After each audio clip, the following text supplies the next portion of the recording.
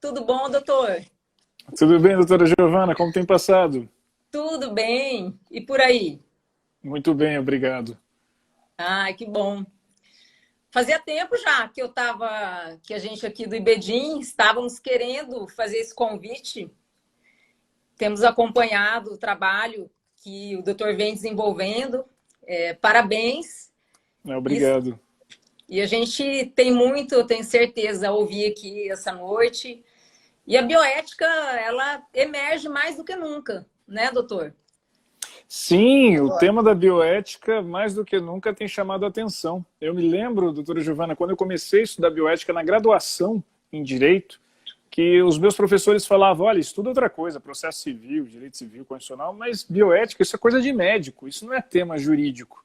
Para nossa surpresa, nós descobrimos da forma mais difícil que bioética é um tema urgente para todos e todas que atuam tanto na área jurídica quanto os profissionais de saúde de um modo geral e não apenas. A bioética ela é fundada como uma ponte entre conhecimentos.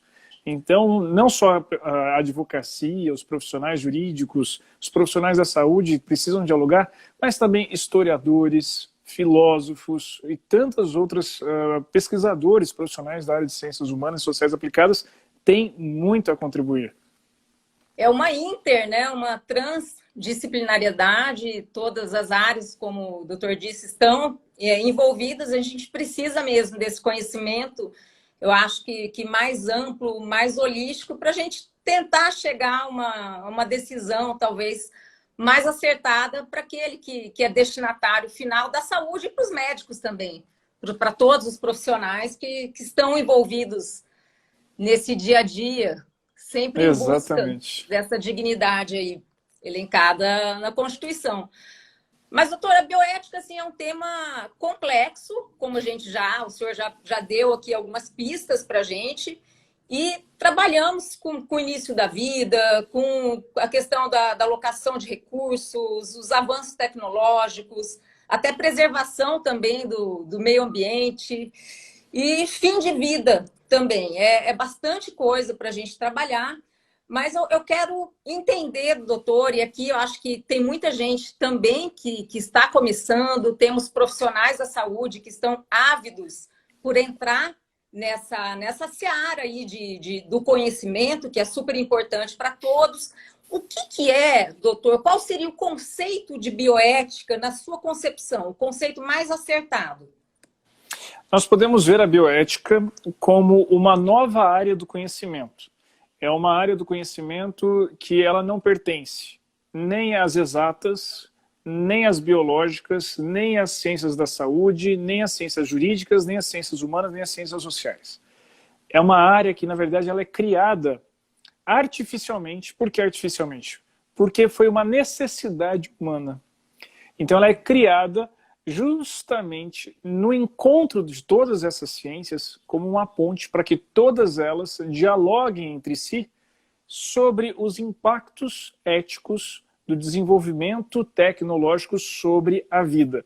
Essa vida pode ser humana, pode ser animal, vegetal.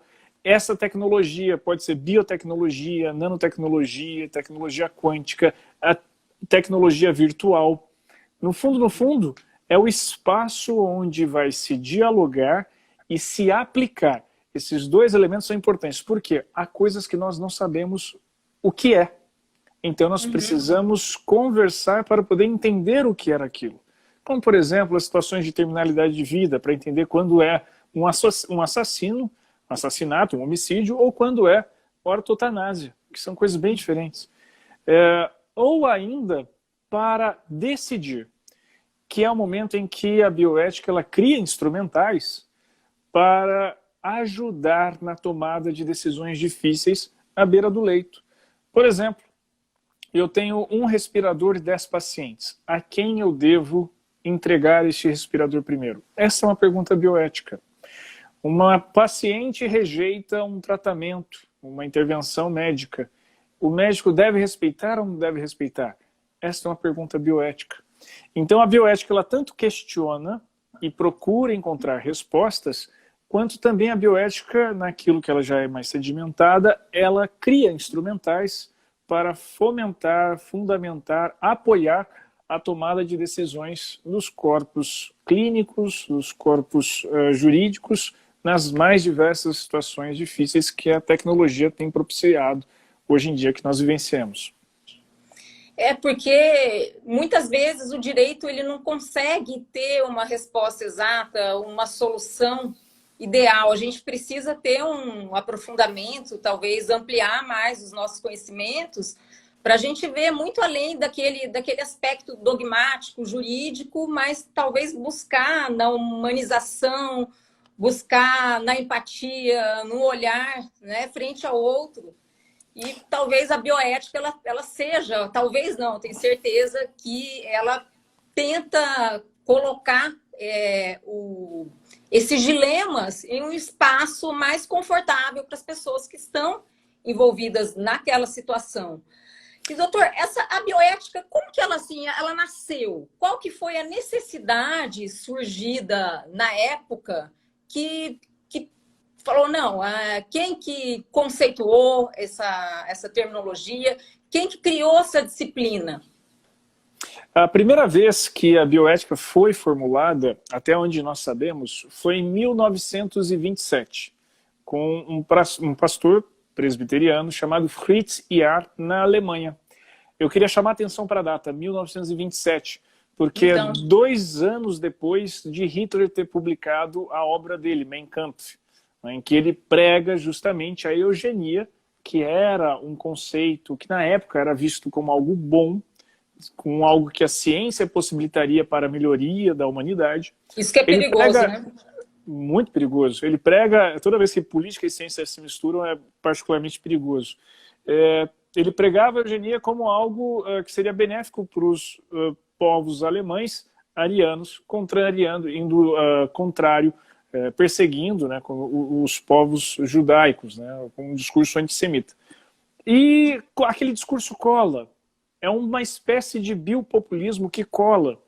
E vendo aquilo, Fritz Jahr, ele escreve o termo bioética dizendo, olha, nós temos que cuidar de todas as formas de vida, seja plantas, seja animais, tanto quanto se fosse a nossa própria vida. O que ele estava querendo dizer é, se nós tivermos cuidar de toda forma de vida, tal como planta, animais, como se fosse nós, ainda mais do povo judeu. Infelizmente, ele não foi ouvido, o discurso antissemita e nazista ganha corpo, força e tudo acontece, o que nós vemos. Muito tempo se passa, os horrores da Segunda Guerra Mundial vêm à tona, incluindo aqueles de pesquisa científica realizados nos campos de concentração, vêm à tona também os horrores de pesquisas, de abusos de pesquisas científicas, eu posso falar daqui a pouquinho disso, que ocorreram nos Estados Unidos. E é por isso que na década de 1970 nós vamos ter um oncologista chamado Van Rensselaer Potter, que nos Estados Unidos ele observa aquele conjunto de abusos científicos em pesquisas com seres humanos e ele fala, olha, se as ciências humanas e biológicas, médicas, não derem as mãos, não construírem uma ponte entre si, nós não teremos futuro. A humanidade corre um grave risco, um grave perigo. É por isso que ele fala, no seu célebre livro, Bioética, Ponte para o Futuro, em que ele conceitua, ele cria o conceito bioética como uma ponte entre saberes. Apenas para resumir, é claro que nos Estados Unidos apenas essas vieram à tona, mas revirando é possível encontrar mais. A gente fala dos horrores da Segunda Guerra, como eu mencionei, mas ali mesmo ocorreram vários. Eu vou resumir muito rapidamente 4 que marcaram demais Fritz Potter a poder criar o conceito de bioética. O primeiro deles foi talvez o que mais assustou, especialmente no contexto que nós estamos vivenciando aqui do Black Lives Matter. Nós temos aqui o Dr. Tertius, a quem eu já o saúdo aqui por estar nos acompanhando, é o caso da inoculação de sífilis na comunidade de Tuskegee, no Alabama. É uma pesquisa que começou em 1932, foi até 1974. Então, veja, décadas de pesquisa abusiva, com publicações que foram aplaudidas de pé em congressos internacionais. E notem bem, a sífilis tem a cura conhecida desde 1928, quando Alexander Fleming descobriu a penicilina. O governo norte-americano chegava em Tuskegee e dizia para a população preta, vocês têm sangue ruim, vocês têm uma doença no sangue, e nós temos aqui a cura gratuita para vocês. E aí inoculava sífilis e fazia aquelas pesquisas. Por isso a gente conhece tão bem neurosífilis e todos esses detalhes da sífilis, assim, porque foi feita essa pesquisa aí. Até hoje há uma cicatriz na memória da população afrodescendente norte-americana por causa de Tuskegee. Logo após isso, outra situação marcante foi na escola de crianças com deficiência mental de Nova York, se eu não estou enganado, em que nessa escola em que as crianças não conseguiam sequer se expressar, foi feita pesquisa com hepatite. Então pegaram as crianças, que elas não tinham hepatite, colocaram hepatite nela para poder fazer pesquisa científica com essas crianças. Mais para frente ainda, no Hospital de Doenças Crônicas, também em Nova York. E note que foi depois isso do julgamento de Nuremberg. Isso... Depois de Nuremberg. Já tínhamos uma compreensão solidificada de direitos humanos. Já conhecíamos, já entendíamos um pouco mais o que eram direitos humanos, mas não entendíamos o que era direitos humanos em pesquisa científica, em situação de saúde. E aí nesse hospital de doenças crônicas com pacientes terminais, eles fizeram pesquisas com câncer. Então pegaram, e sem que esses pacientes consentissem, colocaram células cancerígenas das mais variadas nesses pacientes terminais, porque afinal de contas, já que já são terminais, o que custa a gente ver como é que um câncer desenvolve aqui ou acolá? Por fim, isso também é um tema muito sensível, até hoje nós temos discussões sobre isso, diz respeito a direitos reprodutivos da mulher. Na comunidade de San Antonio, no Texas, uma população marcadamente de imigrantes mexicanos ilegais, o governo norte-americano, novamente, note que a presença do Estado norte-americano é marcante aqui no abuso, exato. Ele chega e fala para aquelas mulheres, isso já é na década de 70, onde nós estamos vivenciando a revolução dos costumes sexuais, e fala para as mulheres dizendo que estaria concedendo a elas um método contraceptivo, né, para pílula contraceptiva, para que elas vivessem acompanhando os costumes e tudo mais. Acontece que aquelas pílulas ou eram placebo ou eram métodos ainda em fase de teste. Então várias delas tiveram engravidar ou tiveram consequências decorrentes de experimentos de pílulas ainda não conhecidas. É por isso, então, que Potter formula esse conceito, porque ele viu o nível de abuso ético com pesquisas científicas em seres humanos. É claro que a bioética nasce com uma profunda significância e daí em diante ela vai ganhando corpo doutrinário.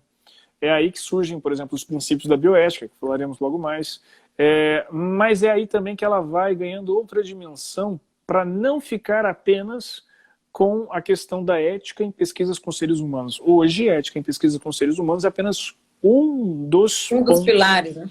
É um dos temas que a bioética analisa. É importantíssimo. Hoje mesmo nós estamos discutindo sobre vacina, se a vacina é segura ou não é segura. Isso tem tudo a ver com ética em pesquisa com seres humanos. Mas a bioética hoje ganhou uma vastidão de temas que a gente sequer consegue imaginar quais serão os temas dela do futuro, porque as pesquisas e a tecnologia, a biotecnologia continua se desenvolvendo e vai continuar criando novos dilemas para nós enfrentarmos, né? Inclusive agora na área da saúde, os avanços eles são sensacionais, mas são também perigosos. A gente vê a questão da inteligência artificial, da medicina preditiva, então eu vou conseguir prever se aquela pessoa ela vai desenvolver uma determinada doença, uma determinada anomalia, e isso traz, às vezes, impactos nos empregos, nas contratações, e causa também sérias discriminações. E a gente precisa também colocar, fazer primeiro a reflexão e colocar esses limites que são muito importantes, que são imprescindíveis para que a gente preserve a nossa própria humanidade. Se a gente Sem deixasse dúvidas. o negócio correr solto, imagina como que estaríamos Sem hoje dúvidas. em dia. A doutora sabia, eu falo isso para os meus alunos, eles ficam chocados, talvez quem esteja nos assistindo agora não saiba, mas o algoritmo do Facebook, ele consegue prever quando alguma de suas usuárias está grávida ou não. Às vezes sequer ela sabe disso, mas o seu comportamento nas redes sociais faz com que o Facebook saiba que ela está gestante. antes mesmo que ela tenha essa notícia. E com isso ele, claro, começa a colocar publicidade que vai ser útil para uma gestante, carrinhos, fraldas, aquela coisa toda. Publicidade de maternidade e tudo mais. Então é um mundo que nós precisamos discutir, sim, o nível de intervenção biotecnológica nas nossas vidas. A doutora Amanda Costa aqui já está falando que horror. Pois é. Poderia ter um alerta, né? A hora que esse algoritmo detectasse isso, já te avisasse. Olha, desconfiamos que você está gestante. Faça o teste. Uai, o Facebook fez uma pesquisa, não sei quando que foi, mas me parece que eles pegaram 2 grupos e para um determinado grupo eles transmitiam notícias trágicas. Para o outro grupo, notícias alegres. Aquele grupo que recebia aquelas notícias tristes, ele estava muito mais suscetível ao suicídio. Inclusive, aquele grupo cometeu mais suicídios. E o outro que recebia aquelas mensagens, imagens mais alegres, não. Então, vejam o poder do algoritmo. Essa pesquisa foi de 2015, um absurdo, porque eles não pegaram o consentimento dos sujeitos daquela pesquisa, não criaram um mecanismo de segurança. Foi feito com a Universidade de Pensilvânia essa pesquisa. Não pegaram um mecanismo de segurança, por exemplo, se alguém começa a fazer postagens depressivas, né, com questões ligadas a suicídio, automutilação e tudo mais, o que eles vão fazer? A quem eles vão dirigir? Não tinha nada, não tinha nenhum protocolo ético de pesquisa, apenas pediram desculpas numa mensagem no site e pronto. Um absurdo dos muito grandes. É por demais perigoso. Deixa eu cumprimentar aqui, doutor, o pessoal. O Bruno, Flávio, Bruna, Milena, Amanda Costa, Jaqueline, Isa, Nelson. Só gente boa aqui. O Tércios, meu parceiro, querido, advogado. Rodrigo. Aqui Santos, só que eu não sei o primeiro nome, Hanna, Priscila, Lessa, advogada querida também, amiga do direito médico. Membro da Comissão Especial de Bioética e Biodireito da OAB Nacional. Olha só. Então, estamos bem aqui, bem servidos de conhecimento. Que legal. Doutor, vamos falar um pouquinho das bases legais que a gente tem aqui no Brasil, que disciplinam, ainda que não seja de modo direto, a bioética. O que a gente tem, além da Constituição Federal? Porque a pessoa pensa assim, não, bioética, a gente vai ter que ter um microsistema próprio e que vai regulamentar todos esses dilemas. Mas não, a gente tem a bioética aí sedimentada em vários diplomas legais. E aí eu queria que o senhor falasse um pouquinho quais são esses diplomas e o que eles influenciam na disciplina, na aplicação da bioética. Perfeito. A bioética, ela possui uma parte dela que está em estabelecer diretrizes para a aplicação nos mais diversos temas polêmicos. Ela é composta por um microsistema que nós temos um conjunto de textos normativos. Como você bem mencionou, a base de tudo, e como não poderia ser diferente, é a nossa Constituição Federal. É possível ler bioeticamente a nossa Constituição Federal. No artigo 5º, no parágrafo 2º, vai dizer que compõe o ordenamento jurídico interno os tratados de direitos humanos assinados pelo Brasil, independente de ser ratificado pelas 2 casas legislativas em 2 turnos para ter o status de norma constitucional, que é o que diz o artigo, o 5º, parágrafo 3º. Eu estou falando do parágrafo 2º. E por que eu estou chamando a atenção do parágrafo 2º? Porque nós somos signatários, o Brasil assinou a Declaração Universal de Bioética e Direitos Humanos da Unesco. É um tratado assinado por mais de 180 países, da qual um deles é o Brasil, e ali nós temos bases normativas importantíssimas para análise de diversos temas. Diz respeito à autonomia, diz respeito a pesquisas científicas, terminalidade de vida, a inúmeros temas. E como é um tratado internacional, pelo atual entendimento do STF, o status no nosso ordenamento jurídico é de supralegalidade, de modo que nós podemos aplicar o tratado, a Declaração Universal de Bioética e Direitos Humanos, e ainda fazer o chamado controle de convencionalidade, ou seja, o controle do ordenamento jurídico interno em relação a este tratado, além, é claro, do próprio controle de constitucionalidade que fazemos em face da Constituição. Para além do tratado, né, da Declaração Universal de Bioética e Direitos Humanos, nós teremos a necessária leitura e adaptação do ordenamento jurídico. Então, é necessário nós olharmos e interpretarmos adequadamente o ordenamento jurídico para aplicação em diversos temas. Por exemplo, o Ministério Público Federal quis enquadrar a ortotanásia, que é uma das 5 situações em terminalidade de vida, em que é a morte que eu poderia chamar como a morte natural, a morte da qual todos nós vivenciaremos um dia, mas que ocorre no âmbito médico, diante de uma relação médico-paciente, ou seja, o paciente está em tratamento, não há algo que possa ser feito, ele entra em cuidados paliativos, mas na inexistência de um tratamento que vá curá-lo, é a situação chamada de ortotanásia. Pois bem, quando, diante dessa situação de suspensão de tentativas de tratamento e início de tratamento por cuidados paliativos, os médicos, os profissionais de saúde eram processados por homicídio decorrente de abandono do paciente, ou de suspensão dos cuidados, né, de omissão de cuidado do paciente. Isso gerava uma insegurança muito grande nos profissionais da saúde. Por esse motivo, o Conselho Federal de Medicina ele editou a resolução 1995 de 2012, perdão, 1805 de 2005, em que ele vai dizer sobre a ortotanásia. Aí o Ministério Público Federal judicializa isso dizendo o quê? Que ortotanásia é a mesma coisa que homicídio. Foi necessário utilizar-se das bases da bioética para demonstrar que não deve se interpretar o artigo 121 desta forma, que não há incidência, não há tipificação. Então, nós utilizamos todo o ordenamento jurídico como fonte também da própria bioética, desde que passando por uma interpretação adequada à situação a qual se condiz ali.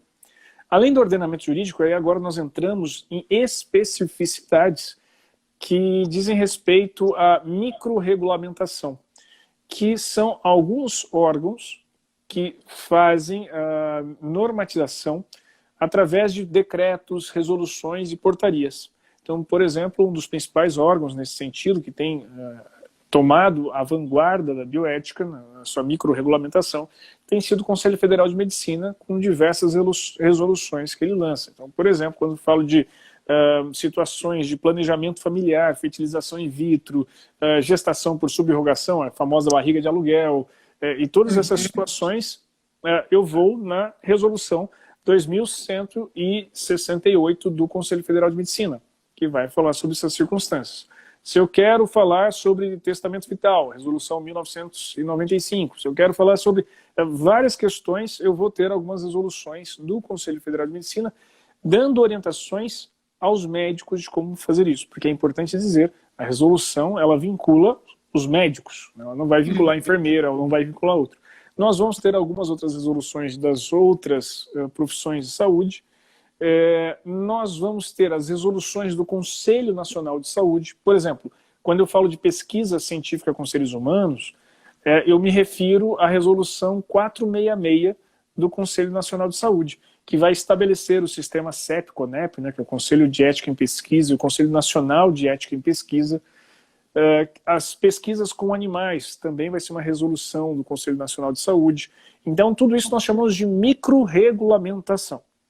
Ainda assim, doutora, com toda essa microrregulamentação, com toda a leitura bioética do ordenamento jurídico, nós temos ainda a chamada judicialização da bioética, que é quando nós não temos patamares normativos seguros, nós precisamos provocar os nossos tribunais para que eles se manifestem e criem precedentes para que nós possamos utilizar. Eu vou citar como exemplo o caso da DPF 54. A DPF 54 foi aquela que julgou a questão do aborto de feto anencefálico, criando a terceira hipótese de aborto legal no Brasil. Então nós tínhamos duas estabelecidas pelo Código Penal, que é no caso de risco a mãe gestante, ou no caso de gravidez decorrente de estupro, o STF ele amplia uma terceira hipótese, que é a hipótese da gestação de feto anencefálico. Então, entre outras tantas também que o Poder Judiciário criou, mas então o Poder Judiciário é uma fonte criadora de regulamentação para a bioética normativa aqui no Brasil.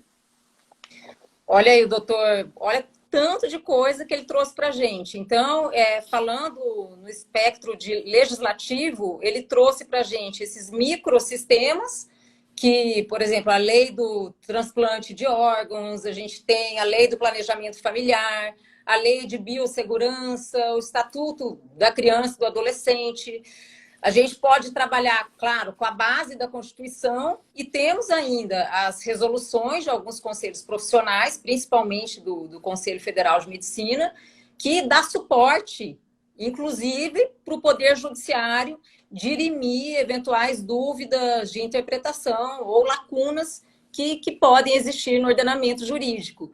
Então, o contexto é muito grande para a gente avaliar e o estudo ele é profundo.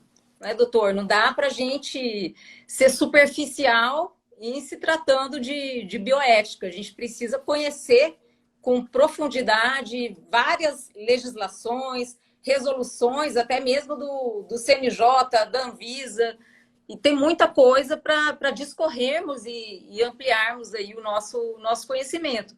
Porque uma dúvida que sempre também me trazem aqui, qual que é a diferença, por exemplo, entre a bioética e o biodireito? Eu costumo dizer que o biodireito ele é um recorte transversal da bioética em todo o direito. Então eu pego todo o universo jurídico e pego este grande tema que é a bioética e recorto o direito. Este é o biodireito. Ele pode ser chamado, e muitos conceituam assim, como uma nova área do direito. Eu tenho algumas divergências sobre ver como uma nova área, mas podemos chamar que é uma nova área do direito, mas é uma área transversal do direito. Porque dentro do biodireito, nós vamos ter normas penais. Então, observem, por exemplo, que na lei de biossegurança, nós vamos ter tipos penais ali, que vai falar sobre, por exemplo, se você mexer no genoma humano, se você clonar alguém, se você descartar embriões indevidamente, como é que vai ser feito ali, são todos crimes que estão na lei de biossegurança, entre outros crimes que podem estar relacionados também com toda a bioética. Nós vamos ter normas de natureza civil. Imagina, por exemplo, um contrato que é realizado entre a mãe que será a gestante de uma criança, então ela é a mãe gestora, gestante, mas não vai ser a mãe biológica. Ela simplesmente está fazendo a mãe por subrogação. Há um contrato entre o casal, ou quem será o parente, o pai, exercerá a parentalidade daquela criança que nascerá, e a mãe, que vai ser por subrogação.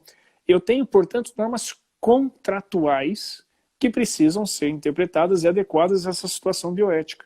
Eu tenho normas administrativas que vão dizer sobre o funcionamento da Anvisa, que vão dizer sobre o funcionamento do Conselho Nacional de Biossegurança, que vão dizer o funcionamento de vigilância sanitária, as mais diversas situações. Então, o biodireito, ele é um grande tema dentro do direito transversal, pegando várias áreas. Por isso, é um desafio para quem se dedica a biodireito, porque tem que dialogar com inúmeras áreas. Então, primeiro tem que ter essa versatilidade, e mais do que isso, a humildade de reconhecer, eu não entendo bem dessa área, eu tenho que dialogar com um penalista. Eu não entendo bem de contratos, eu tenho que dialogar com um contratualista. Eu não entendo bem daquela outra situação, de direito internacional, porque nós temos problemas de direito internacional. Não dá para saber bioética. Tudo, né? Exatamente. Impossível. No fundo, o biojurista, ele é aquele que realiza diálogos entre as várias áreas do direito para fazer as pessoas conversarem. Imagina só, alguém passa mal na sua frente. Você vai socorrer, alguém surge com aquele sistema de dar choque, acabei de esquecer o nome aqui, né, para poder fazer reanimação. E aí você olha e quando abre ali, fazer aquele famoso afastem-se, naquela cena de série, né, você vê que está tatuado na pessoa, não ressuscite. É uma manifestação da vontade. Mas aí você fica naquele dilema. E agora, se eu não ressuscitar, se eu não intervir aqui, essa pessoa vai morrer. e aí eu vou ter cometido um crime de omissão de socorro. Por outro lado, se eu ressuscitar, eu estou indo contra a manifestação de vontade desta pessoa. Eu posso vir a ser processado por ter lesado direitos de personalidade. Então, observe que se correr, o bicho pega, se ficar, o bicho come. Então, é necessário dialogar todas as áreas do direito para nós encontrarmos as respostas jurídicas adequadas às situações de bioética. Nem sempre é fácil. Se o médico ele age, ele pode responder eticamente, juridicamente, e se ele não age também, ele pode responder. Exatamente. Por omissão de socorro e aí, em contrapartida, por infração, violação à autonomia daquele paciente. Então, tem esses contrapontos que eles são muito limítrofes. E a bioética, ela trabalha com toda essa base principiológica que ajuda justamente o profissional da saúde, o advogado na assistência desse profissional. Esses princípios ajudam nessas tomadas de decisões que são mais duras, mais difíceis de serem encaradas e, por vezes, muito, muito mesmo conflituosas. Doutor, quais seriam esses princípios que podem contribuir, trazer uma ajuda para esse médico que está no front, para o enfermeiro, para que ele tome uma decisão, a decisão mais acertada? Talvez não seja a ideal, mas naquele momento a mais acertada. Doutora Giovana, naquele momento em que nós estava, da história que eu mencionei, da década de 1970, as pessoas que estão nos ouvindo viu os diversos abusos. Eu até chamei a atenção de que vários deles, o governo norte-americano tinha participação direta. Por este motivo, o governo norte-americano criou uma comissão, um comitê de bioética, que existe até hoje, muito embora o presidente Trump não tenha nomeado membros, mas existe até hoje, formalmente. Este comitê, criado ali na década de 70, foi pedido a eles um parecer das guias para a ética em pesquisa com seres humanos, que era o foco ali, né, dos abusos éticos que estavam vivenciando. Este comitê, ele elabora um relatório chamado Belmont Report, né, relatório de Belmont, e que estabelecerá 4 princípios. Neste mesmo momento, a bioética surgia como um conceito de profunda significância, mas ainda sem significado, ou seja, ainda sem um corpo doutrinário. A bioética vai se apropriar desses 4 princípios e vai enxertar em si, um enxerto acontece, de modo que disse ser os 4 princípios da bioética. Mas eu quero já começar fazendo uma pequena ressalva que eu direi após. Esses 4 princípios são o da beneficência, o da não maleficência, o da autonomia e o da justiça. Novamente, beneficência, não maleficência, autonomia e justiça. Qual é a ressalva que eu estou fazendo? Eles são bastante úteis e resolveram bastante situações para nós até um determinado momento. O ponto é que eles foram criados num contexto norte-americano. E o segundo ponto, eles foram criados para a ética em pesquisa em seres humanos. Então, há outras situações bioéticas e há outras situações culturais e valorativas que demandam outros questionamentos de quais os princípios da bioética aqui onde estou. Por exemplo, se você observar os povos muçulmanos, eles têm os princípios bioéticos ligados à religião islã, e muito bem desenvolvidos, e com a mesma complexidade que a nossa aqui. Esses 4 princípios aplicados no Brasil foram muito bem até alguns pontos. Nós chegamos em situações que vimos que eles não demonstravam algumas complexidades. Por exemplo, quando acrescentou-se a vulnerabilidade dentro dos princípios da bioética, foi quando o padre Márcio Fabre dos Anjos conseguiu ver que na terminalidade de vida nós tínhamos um outro momento ético até então não detectado, que era o da mistanásia, ou morte miserável, ou morte que poderia ter sido evitada. De um modo, então, muito prático de se dizer, doutora, eu diria que os princípios mais conhecidos da bioética são beneficência, não maleficência, autonomia e justiça, mas há outros que precisam ser considerados de acordo com o contexto sociocultural em que nós estamos e o tema da qual nós estamos analisando. Quando eu falo de contexto sociocultural, eu já de cara menciono Aqui no contexto latino-americano, nós sempre vamos precisar considerar os princípios da solidariedade e da vulnerabilidade. Que estão na Declaração Universal sobre Bioética e Direitos Humanos. Então, essa declaração seria mais completa e contemplaria, atenderia mais os nossos interesses e necessidades aqui. Seria Exatamente. Mais ou menos isso? Exatamente. Eles se adequam melhor. É porque muitas vezes a gente pega livros e fala, os princípios da bioética são 2 pontos, beneficência, autonomia, não maledicência e justiça. E, eventualmente, nossos leitores que estão nos ouvindo podem achar que são apenas estes. Mas não, é uma complexidade de princípios formulados de acordo com o tema e o contexto sociocultural em que serão aplicados. Uhum. E, doutor, entre esses 4 que eles são mais conhecidos, eles têm alguma ordem de hierarquia? Como que eu vou utilizar na prática esses princípios? Assim, eu utilizo da beneficência, porque às vezes eles se contrapõem, ou da não maleficência. Esse exemplo que o doutor falou da ortotanásia, então, o que é vedado pelo Conselho Federal de Medicina é justamente a distanásia. É você aplicar intervenções no ser humano que não vão trazer nenhum efeito prático, benéfico para a sua saúde, muito pelo contrário, vão lhe causar mal e trazer uma morte, ou talvez um fim de vida mais sofrido. Então, diante disso, da distanásia, seria então o momento da gente aplicar a não maleficência quando o paciente realmente não precisa utilizar aquela medicação para melhorar a sua vida, ou não? A gente aplicaria aí qual princípio se prevaleceria? De imediato, a gente tem, e nas edições mais recentes da obra do Bishop e Childress, que se tornou a Bíblia da bioética, da principiológica norte-americana, eles mudaram muito esse conceito dos 4 princípios. Nas edições mais recentes, eles até respondem a alguns críticos, porque nos últimos anos, nos Estados Unidos, o princípio da autonomia ganhou bastante exposição e bastante dimensionamento a ponto de se achar que era mais importante do que os demais.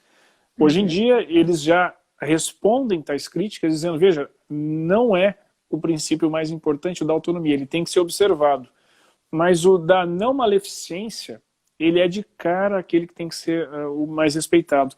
E se nós pensarmos como juristas, não maleficência, ele inclusive tem uma estrutura semântica que nós poderíamos chamar de regra. Porque ele estabelece para nós uma determinação normativa muito clara, diferente de um princípio como, por exemplo, beneficência, fazer o bem a alguém. É muito mais claro para mim eu entender o que é não fazer o mal do que fazer o bem, do que ser justo ou do que respeitar a autonomia. Então, eu tenho que preencher de sentidos, eu preciso sempre interpretar e responder a cada uma dessas balizas éticas, que eu estou chamando de princípios da bioética, o modo, a resposta que melhor satisfaça a todas elas. Lembrando que eu tenho um desses princípios que é basicamente uma ordem, que é não faça mal. Qualquer coisa que você for fazer, se for causar um mal maior do que o benefício, maior do que a justiça, maior do que a beneficência, ali sim nós vamos ter um problema ético gravíssimo, porque está se desrespeitando uma regra muito clara que está sendo colocada ali, que é o de não fazer mal a outrem. Inclusive no direito civil, na responsabilidade civil, é muito aplicada essa regra de não fazer mal a outrem. E eu fico pensando aqui nesses procedimentos hoje, que são tantos procedimentos, tratamentos que são oferecidos, e realmente a pessoa às vezes fica seduzida por isso, né? E esse lema de não fazer o mal se aplica até para a gente, para nós operadores jurídicos, advogados, quando um cliente vem ao nosso escritório nos procurar. Será que aquela demanda realmente vale a pena? Ela vai trazer mais prejuízos para aquele assistido do que benefícios? Então, essa ponderação de não prejudicar, em primeiro lugar, ela deve ser observada, e você falou com muita maestria e pertinência aqui para a saúde também. E tem um ponto até relevante, que isso nós causamos, né? Nós, eu digo, o mundo jurídico.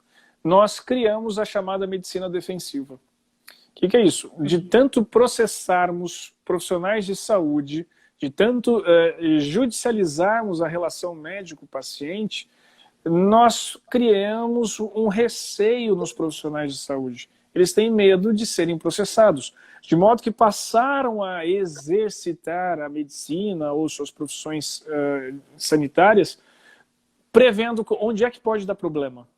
Então já se sabe, por exemplo, doutora Giovana, que um adulto na faixa dos 50 anos de idade nos Estados Unidos, ele já sofreu mais radiação do que um adulto na mesma idade que esteve em Hiroshima ou Nagasaki quando da explosão da bomba atômica. Por quê? Quando ele chega no hospital com uma dor de cabeça, o médico, em vez de perguntar se ele comeu, se ele está estressado, alguma outra coisa, de imediato ressonância magnética. Porque vai que seja um aneurisma, eu não quero correr o risco de ser processado. Então, passa-se a radiar muito mais o paciente, porque senão ele vai processar o médico dizendo que não teve cuidados necessários, que foi negligente, etc, etc, etc, desrespeitando protocolos existentes para solicitação de exames. Por exemplo, isso encarece o sistema de saúde, então depois o reajuste do plano de saúde vai ser muito maior, a conta do SUS vai ser muito maior, no nosso caso. O paciente, mas para além das questões econométricas, nós temos que pensar no ser humano que está ali como paciente. Aquele ser humano, aquela ser humana, eles terão uma condição de saúde precarizada pelo receio que os profissionais de saúde têm de serem judicializados. Então, o não fazer mal, isso inclui sim profissionais do direito. Porque nós temos que saber o limite da nossa intervenção na relação médico-paciente. Nós temos que saber o limite da judicialização da relação médico-paciente, das questões relacionadas à saúde, das questões relacionadas ao mundo da saúde. Nós deveríamos, em lugar disso, privilegiar meios adequados de resolução de conflito, como, por exemplo, os comitês de bioética, por exemplo, as câmaras de mediação em saúde. Como funciona, doutor, esses comitês de bioética? É legal para o pessoal que está assistindo. O que é isso? O Comitê de Bioética é um comitê multidisciplinar que existem em organizações de saúde ou que envolvam algum que conecte com a saúde para dirimir dúvidas e apoiar seus integrantes em questões muito complexas que não têm uma resposta muito clara. Por exemplo, aquela provocação inicial que eu fiz, de eu tenho um respirador e 10 pacientes, para quem eu devo dar este respirador? Esta é uma decisão que não deveria ficar em cima do profissional de saúde, porque ele já tem todo o estresse do atendimento, da dispensação de saúde. Esta é uma decisão que deveria ir para o Comitê de Bioética, que criaria os critérios, organizaria a fila, faria tudo isso, e ali o profissional de saúde ficaria aliviado, porque ele não teria preocupação de ser processado ou não, ele não teria que fazer tomadas em situação de estresse, cansaço, ele poderia focar em cuidar do paciente, que é aquilo pela qual ele foi treinado. Ele não foi treinado para tomar decisões éticas complexas. Além do que, o Comitê de Bioética ele impede os vieses cognitivos. O que é um viés cognitivo? Todos nós crescemos com uma base de valores e de expectativas, e de formas de ver o mundo. O viés cognitivo faz você, por exemplo, ser um racista estrutural. Porque você foi criado naquilo ali, você mesmo não vê o racismo que está em você. No Brasil isso é claríssimo, a questão do racismo estrutural, é claríssima a questão do machismo estrutural. Tá? Então, por exemplo, o tempo todo eu me policio para não lhe cortar quando você está falando, porque homens aqui no Brasil são criados como eles podem falar o quanto quiser, são os donos da razão. Entre outras tantas questões do machismo no nosso cotidiano. Então, um comitê de bioética possibilitaria a redução dos vieses cognitivos em decisões éticas, porque ele é plural, além de mitigar riscos de litígios e ser também um espaço de diálogo onde alguém, antes de levar um litígio adiante, poderia realizar ali uma mediação. Nos Estados Unidos, onde é mais bem institucionalizado os comitês de bioética, é um critério. Antes de você ir para o judiciário contra aquela instituição de saúde, você tem que passar pelo comitê de bioética, que é autônomo, que não tem qualquer ligação de interesse com a instituição, para apresentar ali e o comitê tentar fazer uma mediação entre a instituição, o profissional de saúde e o paciente que sofreu algum problema ali, algum erro médico, quer que seja. É importantíssimo nós chamarmos a atenção que a relação médico-paciente, a depender da circunstância, ela vai continuar. Imagina um paciente no SUS. Ele pode ter sofrido algo, ele pode ter brigado ali, mas é o médico referência dele. Só tem aquele posto de atendimento próximo à casa dele. Ele vai continuar sendo atendido por aquela equipe. Se ele litiga isso no judiciário, aquele vínculo médico-paciente está rompido para sempre. O acesso dele à saúde, portanto, está prejudicado. Então, é mais interessante nós resolvermos qualquer problema, qualquer litígio decorrente daquela relação num outro ambiente, com outro diálogo, com profissionais adequados a fazer a mediação em ambiente de saúde, do que nós irmos para o judiciário, onde no judiciário nós estamos acostumados o quê? O paradigma do jurídico de tomada de decisão, ele é binário, ele é procedente e improcedente. Ele nunca tem uma construção entre as partes. Ele é sempre assim, ou está certo ou está errado. Lados opostos, culpado certo, né? Exatamente, é um paradigma binário que não funciona para a saúde. Na saúde, se a gente ficar procurando culpado ou inocente, nós vamos matar o paciente em vez de salvá-lo. E no fundo, o que nós queremos é o quê? Promover a saúde. E é possível promover a saúde com o direito. O primeiro ponto é sabendo não interferir onde não devemos interferir. O segundo ponto é sabendo como interferir. E às vezes a judicialização não é a resposta mais adequada.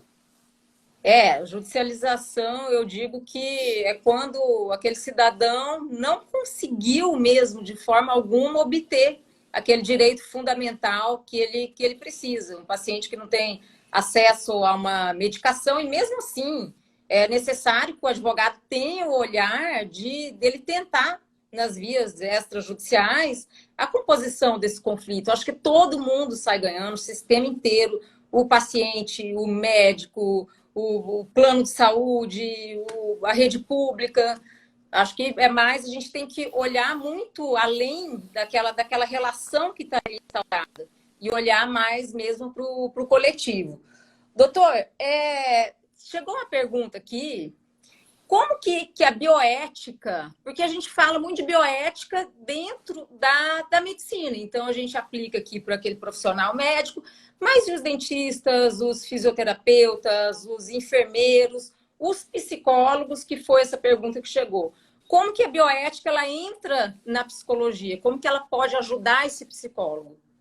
Bom, como eu mencionei, todas as áreas da saúde elas têm interferência na bioética, do mesmo modo que elas também sofrem interferência da bioética. Então, por exemplo, a psicologia ela vai fornecer instrumentos importantíssimos para a bioética. Quando eu falo, por exemplo, do testamento de Ulisses, que é quando a pessoa tem predisposição a ter uma doença psiquiátrica e ela deixa diretivas antecipadas de vontade antes de ter algum problema psiquiátrico. Ou ainda dizendo o que fazer com a sua questão psiquiátrica quando ela não estiver em condições de tomar decisão. Como é que eu sei se ela tem condições de tomar decisão ou não? É a psicologia que vai me ajudar. Não sou eu não sei dizer. E olha, um doutorado em bioética não me dá esse instrumental. Tem que ser um psicólogo, uma psicóloga. Por outro lado, também a bioética vai apoiar esse psicólogo na hora de tomar decisões complexas. Por exemplo, eventualmente é o psicólogo que vai fazer mediação familiar entre o pai e a mãe de uma criança que precisa passar por uma intervenção médica e um deles não concorda com aquilo. Então, até que ponto o psicólogo pode ir? Ele tem as diretrizes éticas decorrentes da própria profissão e tem as diretrizes bioéticas, da qual são as linhas que ele precisa respeitar e procurar efetivar ali naquela relação em que todos estão envolvidos. Tá. E o advogado, doutor, na área da bioética, quais são as oportunidades assim de serviços jurídicos? A gente acha que aqui a bioética fica muito na teoria, na divagação, somente no discurso acadêmico, mas ela tem efeito prático, sim. O que o advogado que talvez esteja nos assistindo, que queira vislumbrar ou ampliar os seus horizontes na advocacia, o que você aconselharia ou por que você aconselharia esse advogado a incursionar na bioética? Bom, nós temos diversas áreas. Vamos dividi-las aqui para poder facilitar essa localização. na advocacia contenciosa. Existem situações em saúde que não é mais simples litígio em direitos de saúde. É o litígio em direito de saúde envolvendo biotecnologia e, portanto, envolve bioética, que é quando eu estou falando de tratamentos experimentais, que é quando eu estou falando de tratamentos que ainda não têm protocolos, que é quando eu estou falando de doenças raras, quando eu estou falando de importação de terapia, de terapêutica, tudo isso é advocacia em bioética. Eu tenho a circunstância de saúde pouco conhecida, que é aquela situação que quase ninguém viu, ninguém sabe o que fazer, ninguém sabe se ali pode dar problema ou não pode dar problema. É o especialista em bioética que vai dar as bases de, olha, aqui a prevenção vai ser feita desse jeito ou daquele outro jeito. Existe ainda a advocacia consultiva que diz respeito à prevenção de problemas, então é que você fornece a instituições ou a médicos e clínicas de como prevenir problemas em bioética ali. Existe a advocacia em bioética contratual, que é, por exemplo, aquela que vai fazer os contratos entre as partes de uma gestação por subrogação, por exemplo.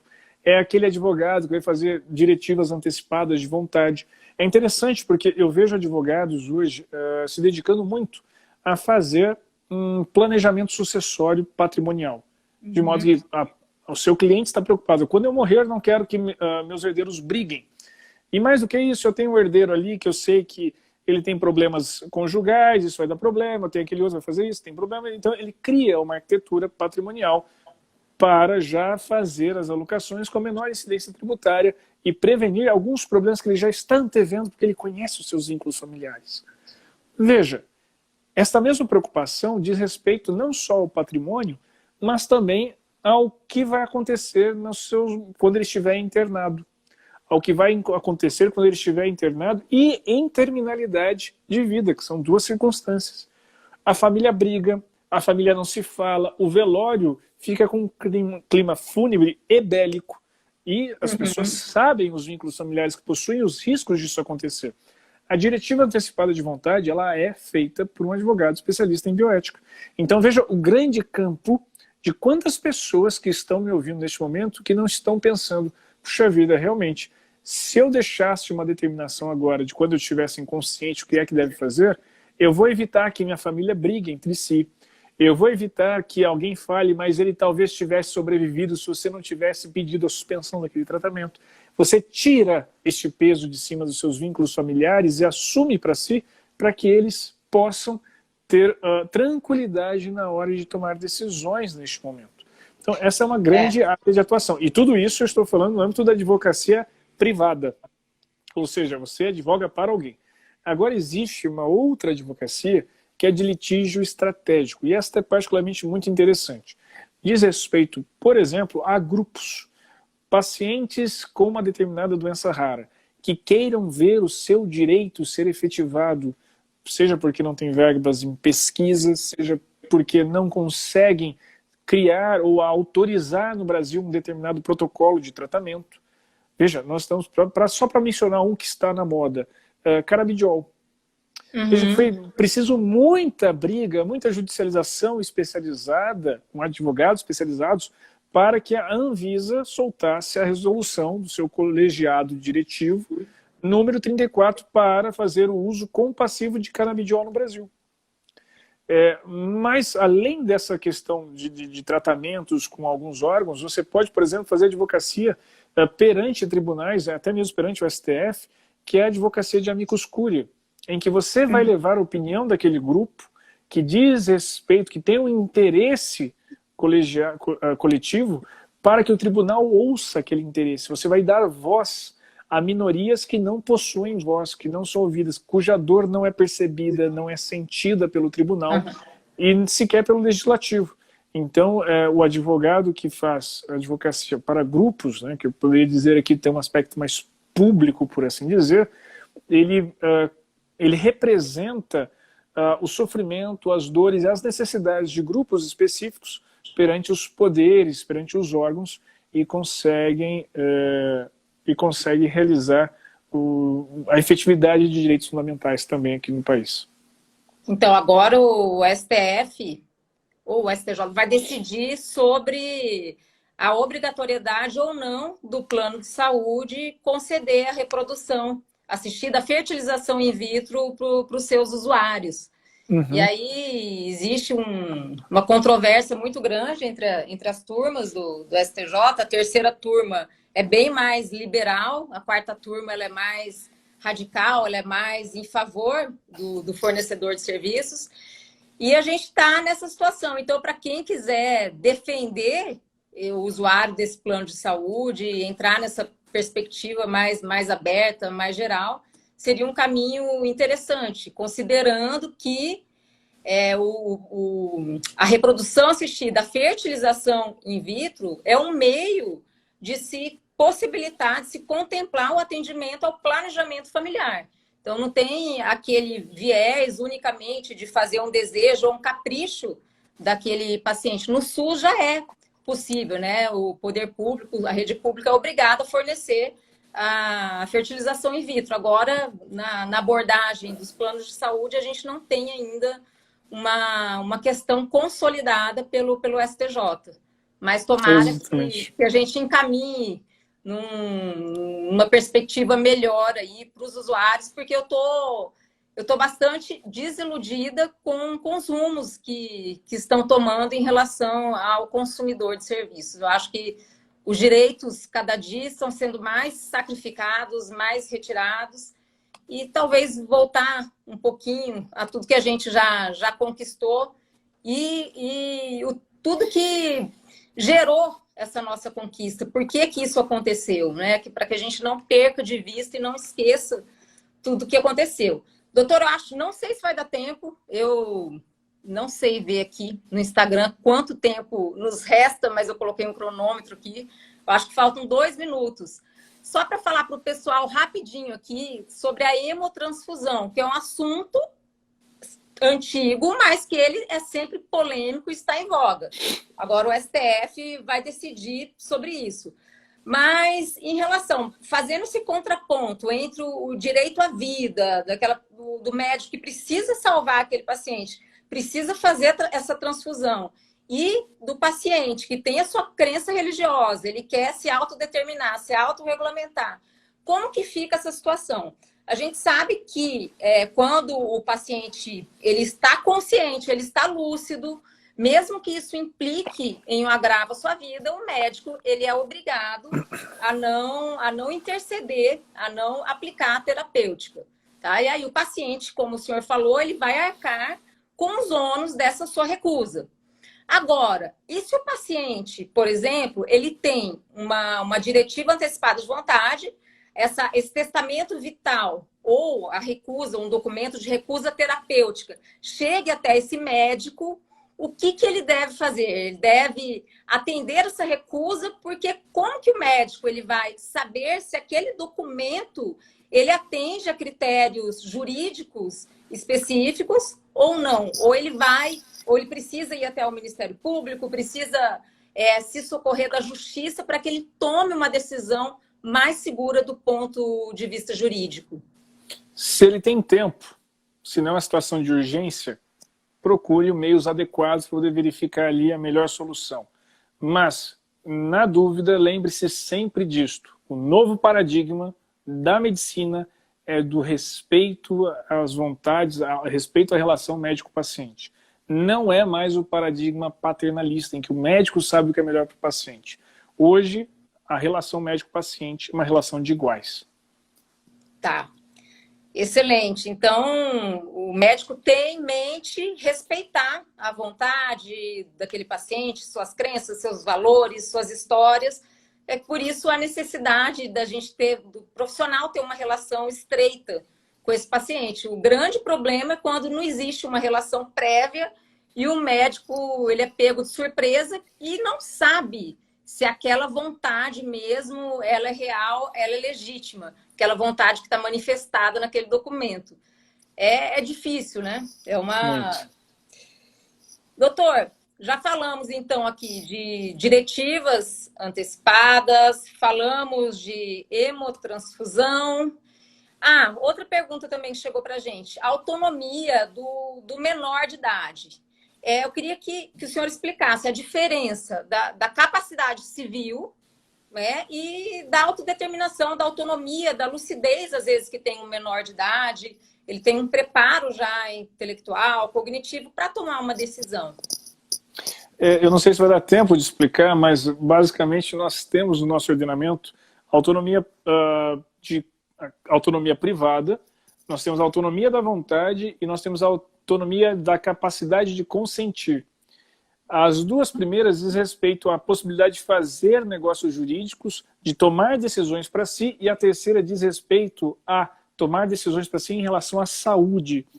Essa terceira, ela é um pouco diferente das bases normativas das duas primeiras, que tem aquela regra dos 18 anos, dos 16 aos 18 pode ser de uma outra forma, etc, etc. Nesta terceira parte, que é a da capacidade de consentir, o menor deve sim ser ouvido, e a depender da sua condição, da sua maturidade, da sua compreensão naquele momento, o próprio ECA, nos artigos 15, 17 e 18, interpretados adequadamente conforme a Constituição, possibilitam que o menor de idade possa consentir. Esse consentimento, eu reitero, ele é diferente daquela autonomia privada prevista no Código Civil. Ele diz respeito a outra questão, que é a respeito da questão de saúde, de autodeterminação existencial. Não é a capacidade para negócios, né? Não é a capacidade de manifestações de vontade que geram obrigações patrimoniais ou de outra natureza, reais, por exemplo. Aqui nós falamos de questões existenciais de saúde. Aplica-se, portanto, outra base, e a autonomia do menor ela difere daquela autonomia que consta no Código Civil. Então, o olhar do médico, nesse caso, é super importante para ele fazer essa distinção. Se essa criança ela está em condições de fazer uma escolha acertada. Justamente, daí a importância do Comitê de Bioética. Passaria por um grupo interdisciplinar que criaria relatórios, analisaria a criança e demonstraria a maturidade dela para compreender questões ligadas, por exemplo, à terminalidade de vida. Excelente. Ai, doutor, eu queria ficar ouvindo aqui o senhor por muito mais tempo. 1 hora é muito pouquinho. Eu queria saber muito mais sobre a sua opinião em relação à telemedicina, em relação a esses avanços aí tecnológicos que a gente tem na área da saúde, dos impactos trazidos jurídicos, mas não vai dar tempo da gente falar tudo. O prometido aqui foi falado, as perguntas que chegaram para a gente no direct foram respondidas. E eu quero, o Ibedim te agradece demais. A sua Estou à disposição. Foi maravilhosa. E, enfim, eu quero agradecer todos aqui que estiveram presentes, a Eliane aqui, o Paulo, o André. Depois cumprimentar, foram feitas também aqui algumas perguntas, doutor Henderson. Acho que eu vou te encaminhar e aí a gente responde para essas pessoas. Pode ser? Combinado, vai ser um prazer. Eu quero agradecer o convite, doutora Giovana, a ti, ao Ibedim, por essa oportunidade, por esse espaço. Para mim foi uma grande alegria podermos conversar aqui sobre temas tão apaixonantes que são esses da bioética. Demais. Muito feliz. E, pessoal, beijo para todos. Até a próxima live. Fiquem atentos. Tchau, tchau. Até.